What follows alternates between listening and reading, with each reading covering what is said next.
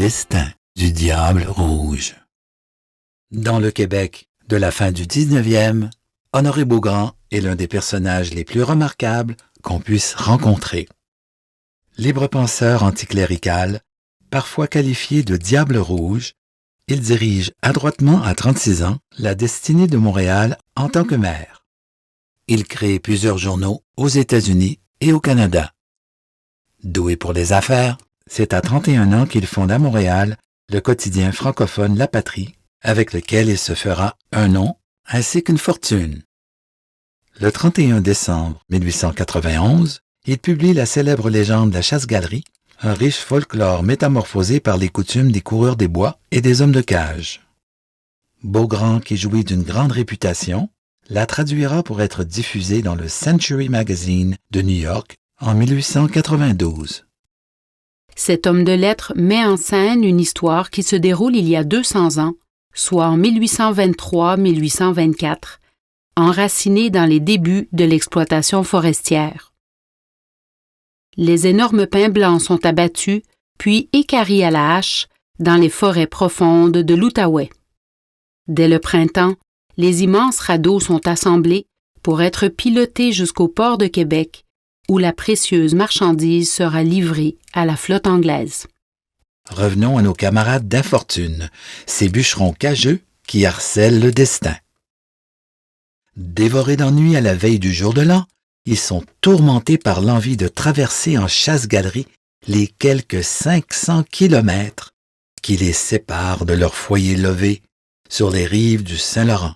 « Hey les gars, êtes-vous prêts? » C'était après minuit.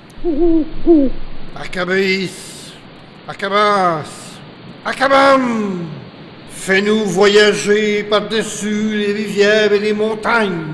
Aussitôt, leur canot s'agite, se cabre et s'élance dans les airs avec eux à bord. Les hommes coiffés d'un bonnet en poil de carcajou se mettent à ramer en cadence à la vitesse de l'éclair sur cette air. Mon père n'avait fille que moi, canot d'écorce qui vole, encore sur la mer il m'envoie, canot d'écorce qui volerait. Un instant après, la vision surnaturelle a disparu.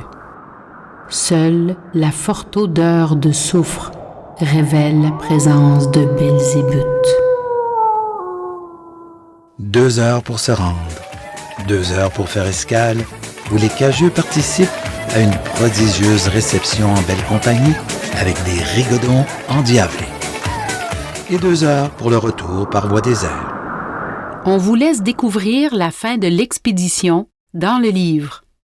Saviez-vous qu'Honoré Beaugrand recrute Henri Julien pour illustrer son récit?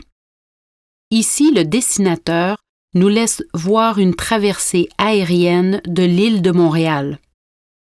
En survolant le Mont-Royal, Julien prend soin de nous donner une perspective spectaculaire du fleuve où se détachent les tours de la basilique Notre-Dame ainsi que le pont Victoria, déposé sur ces 24 piliers qui ont pourtant été construits bien plus tard, soit en 1829 et 1859.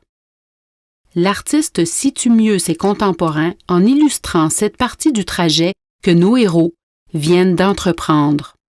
De plus, la proue de l'embarcation dissimule à la dérobée la gigantesque croix de tempérance de Fort-Benjançon de 1841, haute de 100 pieds, plantée au mont Saint-Hilaire, évitée plutôt de justesse par les cageux.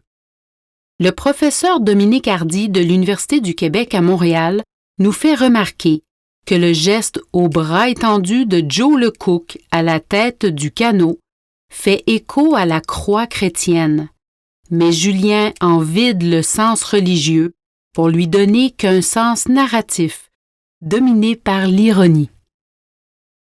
En conclusion, la chasse-galerie, popularisée par Honoré Beaugrand, n'a pas toujours existé sous cette forme-là.